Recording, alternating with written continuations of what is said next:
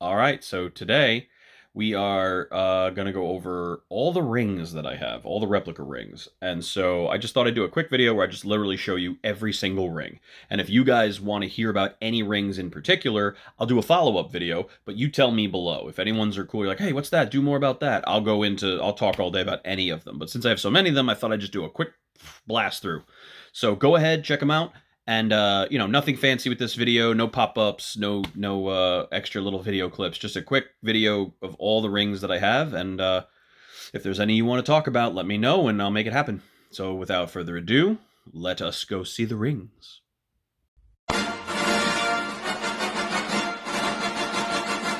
Behold, my stuff.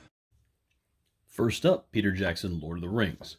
We have the Ring of Thror in its gold fashion, but in the style that it appears in Lord of the Rings, which were all silver, but it appears gold in The Hobbit. So I've done a video on that.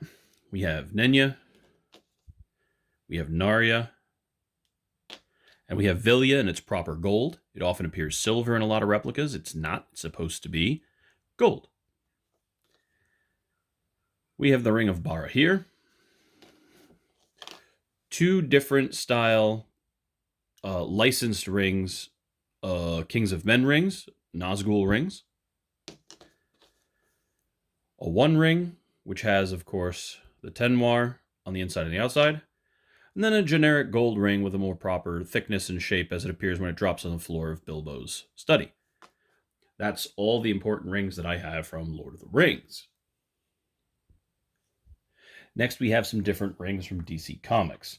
This is a simple 3D printed reverse flash ring that I used for reverse flash cosplay as it appears in the CW program. This is a standard stock Blackest Night Green Lantern ring. I have the full set of light up ones, but this one's been modified to just have a lower profile because I wore it with a costume. It's been repainted, and so it has a black background and everything, but this is your standard Green Lantern symbol as it appears in the Blackest Night run in the comics. This is a modified full licensed ring from Ryan Reynolds' Green Lantern movie. Some people do not care for the movie one way or the other, but I did like the ring design, so I do have one. And then these two rings are Jason Momoa's rings from the Aquaman film. So these are the rings, the main metal rings that he wears in the film, and I have the others hidden away, but they're very lackluster and generic, so these are the Aquaman rings. And that pretty much comprises all the important DC rings that I have. These two are kind of interesting. These are just some epic rings. So this is the ring of the Aes Sedai with a blue stone as it appears in Amazon Prime's Wheel of Time series. It has the Ouroboros wrapped around a generic gold ring, but this is as it appears in the show.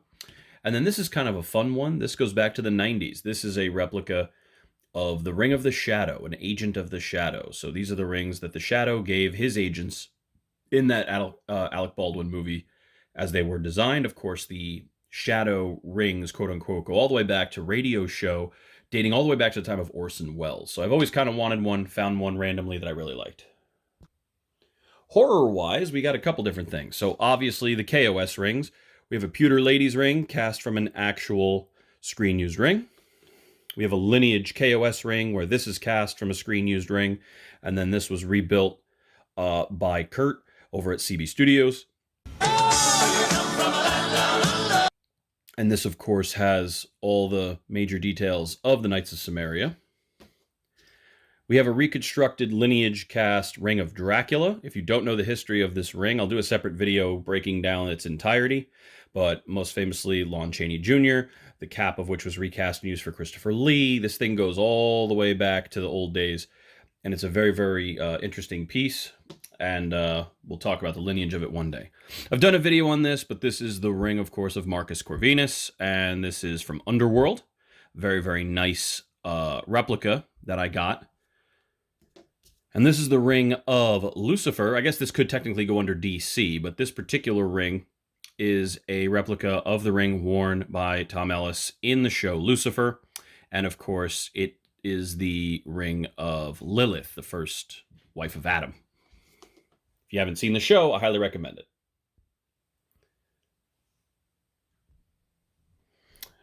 Not too much by the way of Disney, but of course we have the ring of the King of Wakanda. So this is the ring as it appears in Civil War and Black Panther, worn by Chadwick Boseman and Michael B. Jordan.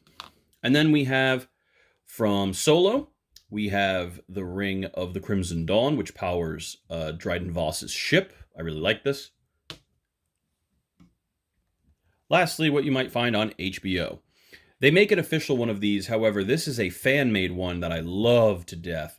And this is, of course, the Ring of Duke Leto from the new Denis Villeneuve Dune, and it's absolutely gorgeous, and I really, really like this particular ring and this particular paint job, which is a little closer to how it appears in the design art book. The actual one is extremely worn and plain looking. Like I said, you can get some knockoff molds from the Dark Horse Comics version for like $20 online. They're not very expensive. So if you do like this ring, you can pick one up. I had one. It was pretty cool, but I gave it away because I'm much happier with this fan-made one. We have the Ring of the House Targaryen as it appears in House of the Dragons. And if you're not watching that on HBO, you really should. And then lastly, we have from the Deathly Hallows, the Ring of Marvolo Gaunt. And this is something that's very major in the books. It's only minor in its importance in the movie, but we do see it holds the Resurrection Stone. It holds one of the Deathly Hallows. And that's from Harry Potter.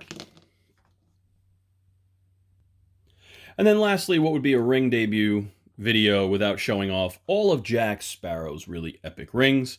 We have them all in here, repainted, of course, gold to match closer to what is in film. But these three are, of course, the master replicas. And then this is one from CB Studios that, if I can get it out, had a new stone put in, had the resin stone taken out, a new stone put in. And it is a replica of one of Johnny Depp's personal rings that he wore as Jack Sparrow. It was not made for production. So, big fan of these rings as well. And I keep these in my little dead man's chest. So that's literally every replica ring that I currently own that I'm aware of.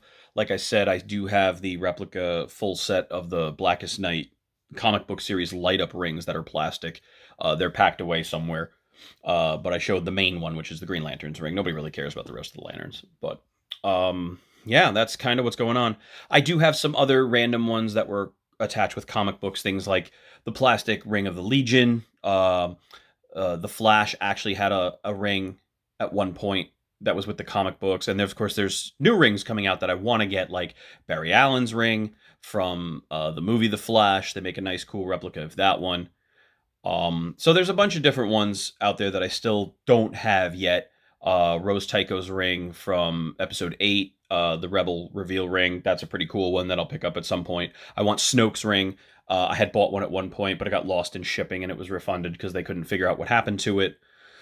But yeah, I love all the rings, and I have just about every ring I could think of. So that was something I've been wanting to show for a long time.